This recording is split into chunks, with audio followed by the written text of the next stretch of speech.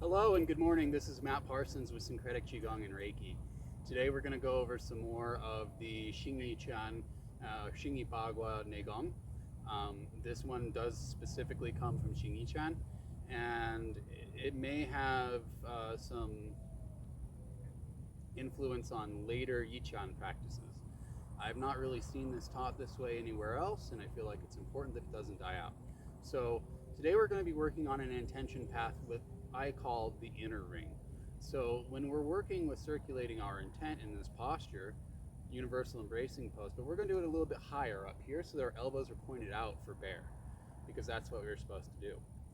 So with this, what you're going to do is imagine on your in-breath that you are breathing in across the inside of your middle finger, over your palm, your arm, across your collarbone to the suprasternal notch. Now on the out breath, you're going to go from the suprasternal notch across the arm over to the middle finger. And when you're holding it in this way, you're just going to keep a big ring going, okay? And this is going in a clockwise fashion. So when you're holding this, it should go right to left, okay, from your perspective. And this is a really good way to start with moving your intent along one path of your body. We have other paths that we work with later on. There's the snake path that goes down to the Mingmen. I call it the snake path. It was never given to me by name, so that's just what I call it. And then there's earth circulation. And we'll go over maybe the snake path in another video. And that path is actually particularly applicable to Boa Waif's head to look at prey in the grass. So, as I mentioned, we're going to be breathing in from the middle finger across the inside of the arm to across the top of the collarbone to the suprasternal notch. And then we're going to go out to the left middle finger on the inside, and then you just bridge across with your mind. You don't actually have to touch. Use your imagination. And so you're making a circle on the inside of your arms. Now, we have two ways of doing bear standing. One is to have your arms down here at the solar plexus, and this is really for health. And then up here is for the martial capabilities. Those of you who have James Carr's Yichuan Art of Striking video may find this particularly helpful. This is kind of the foundation of what we learned in this hsing-i Chan line through Kenny Gong. Now, Kenny Gong's Xingyi Chuan is from Zhaodong, and the Han family, the brothers, their father was a direct student of Zhaodong, and I believe that he had Zhang train his sons as well. The Han father, I think his Han Yusan, was a fairly wealthy individual, so he was able to do that, have his sons trained from a very young age. So let's get right to it. What we're going to do is start off with Buddha holds the pearl, go up to pulling down the heavens, and then just come down here. All right? So as you come down and you get your hands basically here, you're going to roll your hands over to an embracing type posture. Now, bear doesn't really embrace, but that's what the outside looks like. The dragon embraces. Bear is more about shoulders and using your butt, as well as kind of dissolving your lower body and just using your upper body actively. It's pretty interesting body method. So, gonna get to it.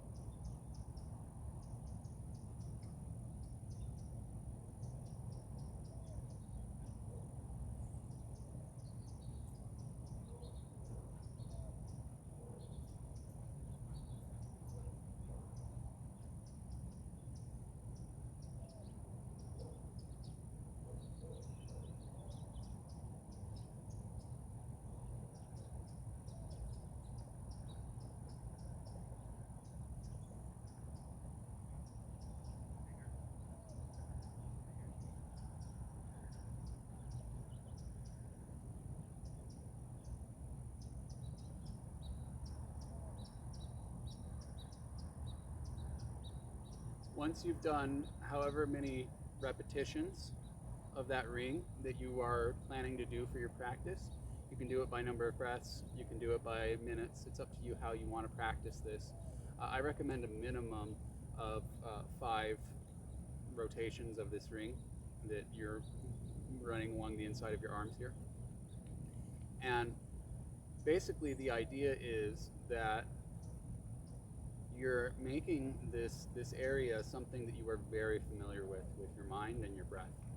And you want to coordinate your breath so that when you start breathing in, it's here in the middle, between your middle fingers. Okay, so it basically starts in the middle, and then you go along the inside to the suprasternal notch, and then on the out breath you start here, and your end of the out breath should end in the middle between your 2 middle fingers. Okay? Now you can do that down here as well. It's just a little bit less, what's the word I'm looking for? Intuitive, because the arms are a little bit lower, but it's still the same path. And you know, if martially it's like this, and yeah, bear is a pretty big animal when we think of brown bears, but the black bear is actually about my size, especially in Asia. And if you look at something like the Himalayan sun bear, I feel like that's particularly what this bear is supposed to be. Not 100% on that, but that's what I feel like it is. Now, with this practice, the other thing is once you're done, what you want to do is turn your thumbs over. Okay? So notice that my arms are staying in the same place. The only thing that's moving are my forearms and my hands. So basically, I'm just pointing my thumbs down. All right, so however many breaths you did of the bear standing, that's however many of these you want to do. And what you will notice is that when you start to point your thumbs down from bear standing like this, that you should feel your sternum start to sink. That's what that does, okay? So if you're not getting this sternum sinking feeling, just give it a little while. Practice some more. Stand up a little straighter, sink your butt, let your head lift. The sternum sinking is a very important part of internal martial arts. So the other part is once you have done your thumb pointing downward practice part, you're now going to rotate, okay? So there's 2 points where you can rotate from. If you're working with the lower dantian, you can rotate from the lower dantian.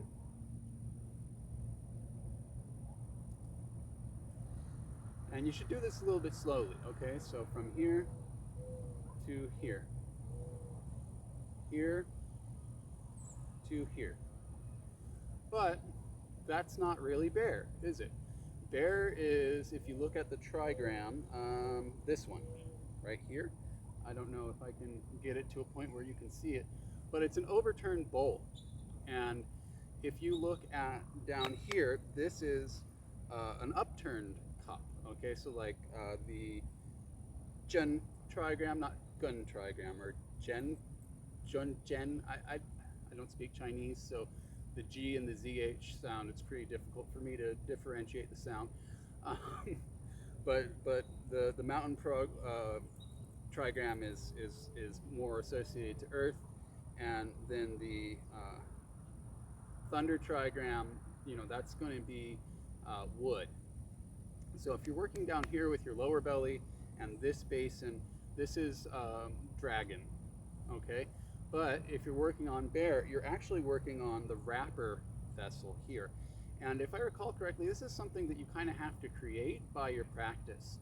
So basically the wrapper vessel is by your solar plexus, and it's like another horizontal meridian that you create through training.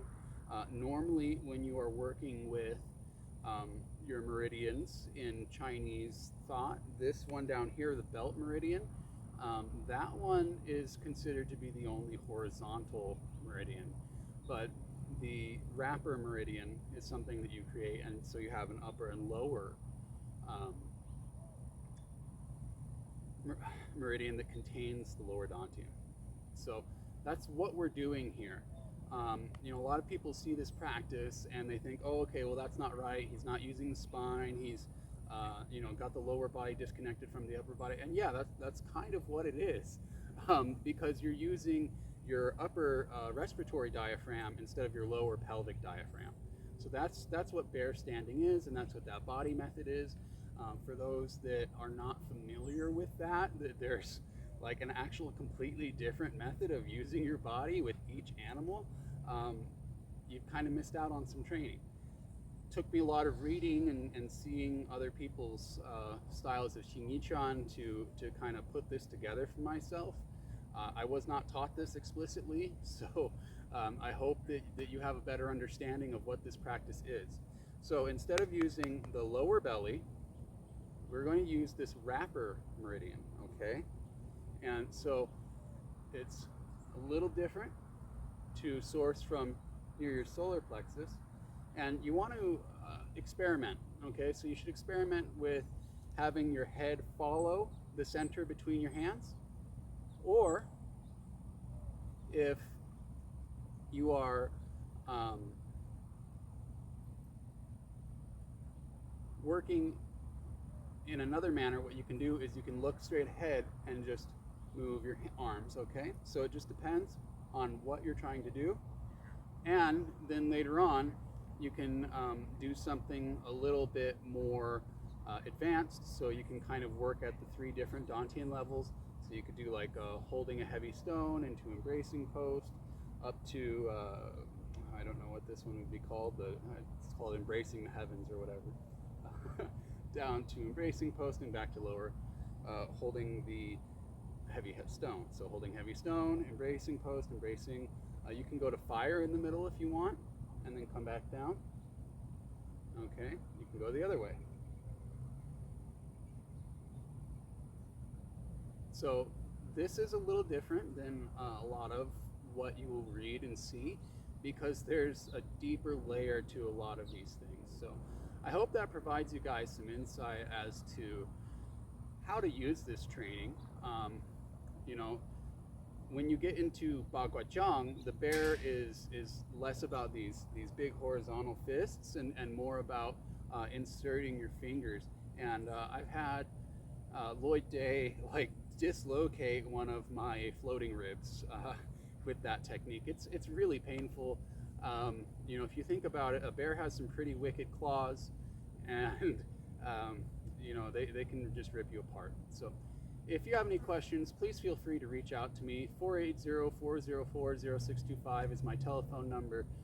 Feel free to text message or WhatsApp message me. Also, you can reach out to me on Facebook and Instagram, Syncretic Qigong Reiki, and YouTube as well. And then on Twitter, it's Sync Qigong Reiki because of the character limit. So if you have a desire to train this here locally in the Phoenix metro area, I'm here. One of my teachers just moved to town, so I'm really excited about that and getting more into the Han family Yichuan and hopefully learning some Guangping Yang Taiji as well. Please reach out. Thank you very much and have a great day.